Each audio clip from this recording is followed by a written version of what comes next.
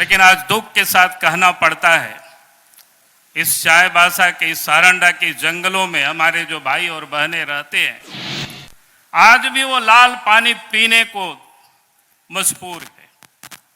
पूर्व की सरकार ने उस काम को शुरू किया था रघुवर दास जी ने, लेकिन आज भी उस सरकार ने, इस सरकार ने, हेमंत सोरेन की सरकार ने उस काम को भी लटका दिया है। और आप तो डीएमएफटी जो फंड की पैसा है उसकी भी लूट हो रही है, उसको भी बंदर बांट हो रहा है। यानी आज विकास यहाँ कोसों दूर है। पिछली जब सरकार थी यहाँ सोचे थे कि यहाँ इंजीनियरिंग कॉलेज बनेगा, मेडिकल कॉलेज बनेगा, काम भी प्रारंभ हुआ, लेकिन आज वो भी वैसे ही लटका हुआ है। और इसलिए मैं आज आप सब लोगों से यही कहूंगा कि यहाँ उपस्थित भाई और बहनों से कि आज जो वर्तमान सरकार है इस प्रदेश के अंदर में, वो इस राज्य की नहीं, यहाँ के लोगों की वो चिंता नहीं करती है, वो अपनी चिंता करती है। मंच पर उपस्थित आदरणीय देश के गृह और सहकारिता मंत्री श्री अमित शाह जी और प्रदेश के अध्यक्ष श्री दीपक प्रकाश जी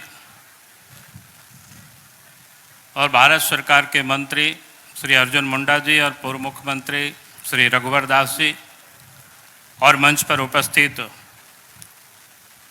पार्टी के तमाम नेतागण और इस सभा में उपस्थित बहनों और भाइयों, प्रेस के साथियों, आज तो मैं आपके सबके बीच बहुत ही संक्षिप्त में मैं अपनी बातों को रख रहा हूं, जो कि वास्तव में आज झारखंड जिस उम्मीदों के साथ भारतीय जनता पार्टी जब अटल बिहारी वाजपेयी जी के नेतृत्व में सरकार थी और राज्य बना था, कि झारखंड की जनता को बहुत ही उम्मीदें थी। और उसके बाद भारतीय जनता पार्टी के नेतृत्व में सरकार रही तो हम लोगों ने इस राज्य के विकास के लिए बहुत सारे काम भी किए थे।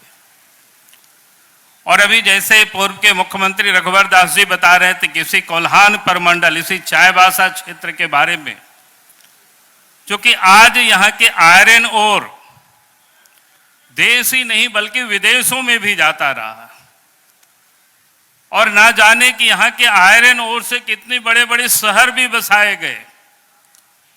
लेकिन आज दुख के साथ कहना पड़ता है, इस चाईबासा के, इस सारंडा के जंगलों में हमारे जो भाई और बहनें रहते हैं, आज भी वो लाल पानी पीने को मजबूर है। पूर्व की सरकार ने उस काम को शुरू किया था रघुवर दास जी ने, लेकिन आज भी उस सरकार ने, इस सरकार ने, हेमंत सोरेन की सरकार ने उस काम को भी लटका दिया है। और आप तो डीएमएफटी जो फंड की पैसा है उसकी भी लूट हो रही है, उसको भी बंदर बांट हो रहा है। यानी आज विकास यहाँ कोसों दूर है। पिछली जब सरकार थी यहाँ सोचे थे कि यहाँ इंजीनियरिंग कॉलेज बनेगा, मेडिकल कॉलेज बनेगा, काम भी प्रारंभ हुआ, लेकिन आज वो भी वैसे ही लटका हुआ है। और इसलिए मैं आज आप सब लोगों से यही कहूंगा कि यहाँ उपस्थित भाई और बहनों से कि आज जो वर्तमान सरकार है इस प्रदेश के अंदर में, वो इस राज्य की नहीं, यहाँ के लोगों की वो चिंता नहीं करती है, वो अपनी चिंता करती है,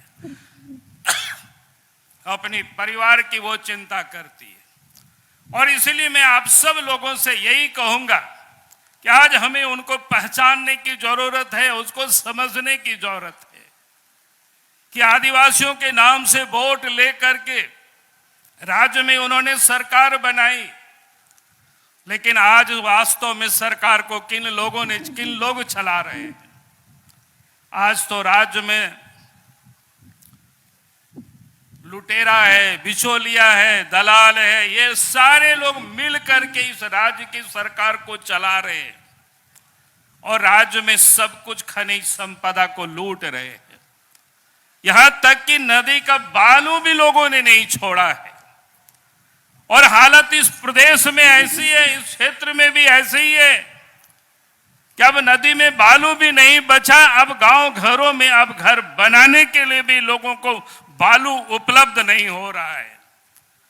आज कानून व्यवस्था की स्थिति पहले ही काफी चर्चा हो चुकी है और इसलिए मैं उस ओर नहीं चर्चा कर रहा हूं कि कानून व्यवस्था तो बदतर से बदतर हो गई है।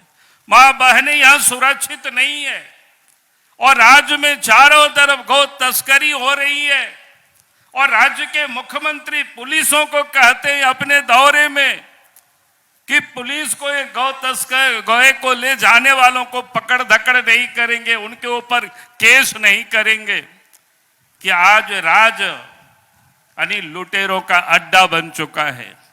और इसलिए मैं आखिरी में देश के गृह मंत्री जी से मैं जरूर विनम्र प्रार्थना करता हूं, झारखंड की जनता की ओर से मैं कर रहा हूं, क्योंकि जिस प्रकार से आपके नेतृत्व में, देश के प्रधानमंत्री नरेंद्र मोदी जी के नेतृत्व में आज इस देश में चाहे 370 हो, चाहे राम मंदिर हो, चाहे बहुत सारे, चाहे नॉर्थ ईस्ट की समस्या का आप सबने मिलकर के समस्या की आप दोनों ने, मैं कहूंगा कि इस राज्य में जो आज लुटेरी सरकार है उस सरकार से आप हमें निजात दिलावे, यही निवेदन और यही अपील करके मैं अपनी बातों को समाप्त करता हूं। बहुत बहुत धन्यवाद। जय हिंद, जय झारखंड, जोहार।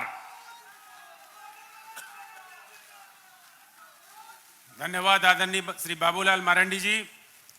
अब वो समय आ गया है जिसका हम सबों को बेसब्री से इंतजार था। हम सबों के बीच भारत के यशस्वी गृह मंत्री और सहकारिता मंत्री हम सबों के बीच हैं। हम वो परिचय के मोहताज नहीं। मैं आप सब आपके और उनके बीच आना नहीं चाहता। मैं उन्हें आमंत्रित करता हूं कि वो मंच पर आएं और अपने आशीर्वचनों से हम सबों का मार्गनिर्देश करें। आदरणीय श्री अमित शाह जी जिंदाबाद।